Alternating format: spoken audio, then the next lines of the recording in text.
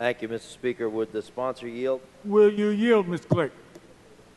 Yeah, all right. Sponsor yields, Mr. McLaughlin. Thank you, Deborah. The original name of this bill was the tax-free New York, I think. This is the bill that's been changed? Yeah, I don't know if they was tax-free zone or tax-free New York or something like that. But not polling well, I think, so we've rebranded it. So now it's the SUNY tax-free areas. It's not just SUNY.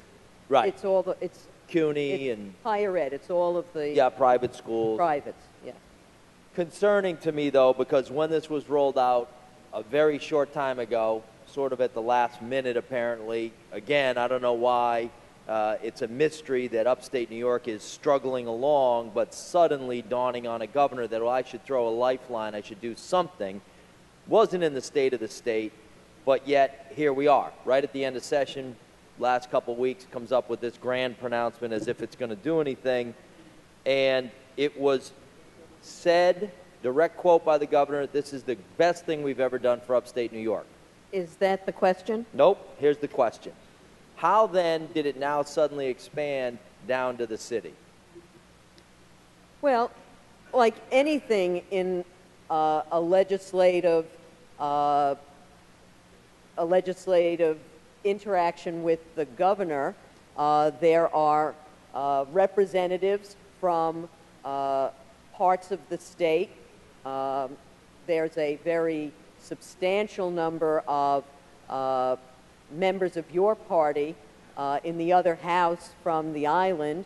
I suspect that may have been part of the discussion, but I don't know because I was not a party to it. Yeah, and I don't disagree with that. We weren't a party to it either, and I think your analysis may be right. I heard you mention earlier, we were talking about school debt and kids in college, and they certainly come out with, many of them, massive amounts of debt that in this economy, many are going to have no hope of paying off, except for maybe the connected few that are lucky enough to land inside these zones. Would it not be a better approach to adopt one of the bills that we've got, which would give a tax credit to kids that are brave enough to stay here? And, you know, we all love the state, but let's face it, it's struggling along a little bit economically. Wouldn't it be a stronger approach and a better signal to all the people of New York if we gave these kids a tax credit if they stay here in New York?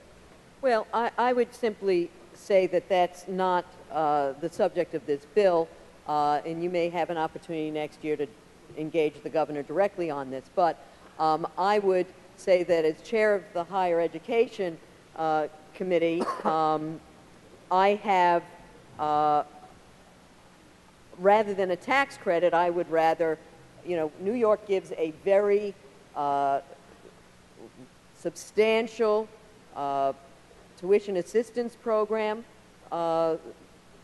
If one were going to do something, perhaps in, as you suggest, maybe expand that rather than a tax credit. Maybe there would be some other things, but that's not the subject of this bill. This is about bringing jobs, not reducing student debt. I do believe that one of the positives that might come out of this, because of the requirement that there be an academic nexus to the campus, that it would in fact attract students and create the connection that they, you know, kids come out, it's like, well, what kind of job am I going to get? Maybe they get a good job as opposed to a job, and that's the hope. There are many other ways that we could address student debt, but that is not strictly the subject of this bill. No, I agree. I bring it up because you had mentioned it in the previous part of the debate, and it's tied a little bit, though, because since those kids would not be paying income tax, that is substantial raise, if you will. If I'm a recent college graduate and I get a $50,000 a year job, and my roommate from college gets the same $50,000 a year job, but he's located inside a tax-free zone, that would be roughly a 7 or 8% raise. And I would tell you from personal experience, it's more valuable because you're not paying the income tax on it, or whatever the rate is, right? I mean, Well, I don't think it's, I can't imagine it's more than 6% because of the tax rates that we have consistently reduced income tax at the lower levels. well, okay, let's say they're grad students and they get a $200,000 a year job that's now tax-free. Well, I think they'd fall over in a dead faint, but... But no, that's not the point, though, Deborah, because if I come out as a PhD from RPI and I get a $200,000 a year job somewhere outside that zone, and my roommate gets a $200,000 a year job inside that zone, that is a substantial financial advantage to the person inside the zone. Is that true or not true? Well, if it were, if a startup was able to hire grad students at that level, it would be for the first 5 years, because thereafter they would no longer be eligible because of that. There is a cap after 5 years on the salary. But the cap is $200,000. It's unlimited for the first 5. I'm sorry? Isn't it unlimited income for the first 5? It would, yes. Okay. And then years 6 to 10, the wages of the employee will be exempt up to $200,000 for taxpayers filing as single, $250,000 head of household, $300,000 married. So it's unlimited for 5, but my $200,000 example stands because for 10 years, if they were making a flat $200,000 for 10 years, it's $2 million of tax-free income, while their buddy continues to slug it out and pay taxes. It is a substantial financial advantage. I've seen it in real life because every pilot I knew that was based in Boston lived in New Hampshire because of the lack of income tax. So it's a substantial advantage. I think you'd have to agree. It has the potential to being an advantage, but I would suggest to you that we are seeking new businesses. It has to be new to the state. It has to create net new jobs. We require it to have an academic nexus so that and there are a wide range of service-related jobs that would not be eligible, and it is an attempt to grow some businesses, and the state has in years past made upfront contributions of, in some instances, thousands of dollars per job and not really gotten anything for it. So this, in my view, is a better deal for the state because until somebody's got the job and is making enough to generate income tax, that's when we start to give them a benefit. So somebody could say glass half full, glass half empty. Yep. I'm looking at it from an optimist point of view. I think I'm looking at it from a little both. Actually, I see some of what you're saying, but I also see it, and I think it's viewed as divisive by the business community out there, because you take a guy or a lady in my district that's been slugging it out in a really tough economy for the past decade. They get nothing but continual burdens and crushing taxes and mandates and fees, and when we don't fee them, we fine them. And there's a very obvious reason why we're number 49 on the list of business-friendly states. Same place we were for quite some time, certainly for the past 3 years.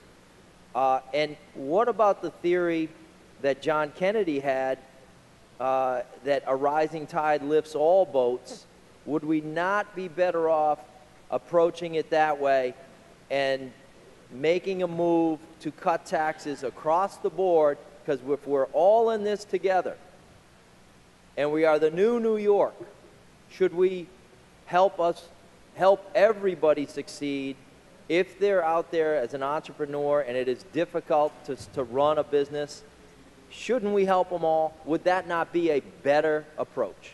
Well, let's start with the assertion that we are the 49th in business friendly. Statistics are the sort of thing that people can manipulate, and somebody may have chosen to leave out many of the key elements that businesses look for, like good health care, good education, and other things. So I don't subscribe to the notion that we are business unfriendly. So I'm not going to accept that premise. What I will say is that I'm thrilled to hear you quote Jack Kennedy. Made my day. I'm a Boston boy. He's a Boston resident. And I would say that when we are hoping to generate enough business, that the businesses that are existing and are struggling, many of them don't have enough customers. We are hoping that this will, in fact, ensure that there will be more customers, that there will be construction jobs, that there will be the opportunity for other ancillary benefits. People will buy homes, they will be paying their property taxes, they'll be paying sales tax, and those sorts of things will help the community. So the guy who's struggling and doesn't have enough customers, we're hoping this creates more business for them. It's a nice hope, and I can understand you not wanting to acknowledge the fact that New York is close to dead last, but the facts don't lie. Survey after survey, just because you don't agree with it doesn't mean it doesn't exist. This place is a difficult place to do business because of the stuff that I mentioned, but you can reject that list if you don't like it, but it's more than one list, and it's year after year after year. But you talked about new customers. That's exactly what is happening in states that have a friendlier business environment for all. That is why certain states are booming. That is why certain states' governors are advertising here. That is why we have to spend $140 million pretending to be open for business across this nation. There's no CEO I know that would listen to that fraudulent commercial and say, I'm going to move my company because this governor just said we're open for business. They're going to do their research, and they're going to say it's not open for business. I would say you may disagree. Well, I do disagree, because we did make an investment in high tech many years ago down the road and at nanoscale, and Symantec picked up their headquarters from Texas and moved it here. With a multi-billion-dollar bribe. Well, I don't know whether it was a bribe, it was an investment, and then they brought a much higher investment into the nanoscale complex. So we may have spent $35 million of an investment in 1 year. We got close to 8 times private investment in equipment and in build-out at that location. So, you know, I want to talk about this. You may want to talk on the bill. If there's a question that you have to ask me, I would be perfectly happy to answer it. But it seems to me that you decided to talk about broader economic concerns, which is fine, but it's not, in my opinion, the subject of the details of this bill, which is why I yielded. Thank you. I think they're intricately linked, though. But let's spend just a moment on Part B of the bill, the Mandate Relief Council. In 2011, a Mandate Relief Council was established to identify and review mandates. As you will recall, not much happened with that council. Not many mandates were cut. But now, are we just simply, much like we did with this bill's title, changing it from tax-free New York to SUNY whatever, or whatever they're calling it now, Startup New York, are we not just renaming this Mandate Council again to the Mandate Regulatory Relief Council? What's changing?